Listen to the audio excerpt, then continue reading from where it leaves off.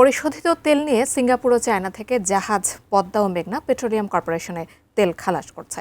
মেঘনা পেট্রোলিয়ামের সামনে থেকে বিস্তারিত জানিয়েছেন আমাদের চট্টগ্রাম প্রতিনিধি মনিরুল ইসলাম। মনিরুল, আপনার কাছ থেকে বিস্তারিত জানতে চাই, কি অবস্থা সেখানে? গতকাল বিপিসিতে যোগাযোগ করেছিলাম। বিপিসি বলেছে যে 4টি জাহাজ এই চট্টগ্রামে এসেছে এবং আমরা দেখেছি 2টি জাহাজ, একটি পদ্মায় একটি মেঘনায়। আমার পেছনে দেখতে পাচ্ছেন যে জাহাজটি, সেটি চায়না থেকে এসেছে এবং পরিশোধিত তেল নিয়ে, এবং এক একটি জাহাজে প্রায় 40,000 লিটার তেল থাকে। 40,000 এই তেলগুলো ওনারা বহির্নোঙরে কিছু খালাস করে তারপরে এখানে আসে, এসে এখানকার যে পদ্মা, মেঘনা বা যে ওয়েল রিফাইনারিগুলো রয়েছে তাদের মাধ্যমে সারা দেশে সরবরাহ করে। 15টি জাহাজ, অর্থাৎ পরিশোধিত 15টি জাহাজ মাসে লাগে।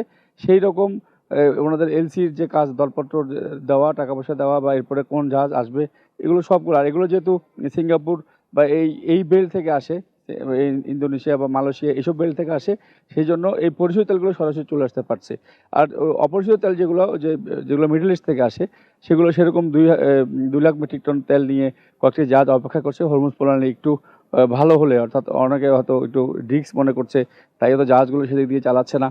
তবে এগুলো একটু স্বাভাবিক হয়ে আসলেই, এবং সেই জাহাজগুলো কিন্তু বাংলাদেশের দিকে যখন রওনা দিবে তখন দেখা যায় এখন যে একটি ক্রাইসিস বা জ্বালানি মন্ত্রণালয় যে একটি নিষেধাজ্ঞা দিয়েছে যে 5 লিটার বেশি তেল নেওয়া যাবে না হুন্ডায়, বা কারে 10 লিটার 15 লিটার, এই যে একটি নিষেধাজ্ঞা দেওয়া হয়েছে, যার কারণে আসলে সারা দেশের মধ্যে একটু অস্থিরতা বা এই ধরনের একটা অবস্থা আমরা দেখতে পেয়েছি। তবে বিপিসি বলছে যে এটি স্বাভাবিক হয়ে যাবে খুব শীঘ্রই, এবং এখন পর্যন্ত পাইপলাইনে, সরবরাহ লাইনে কোনো ঘাটতি নেই।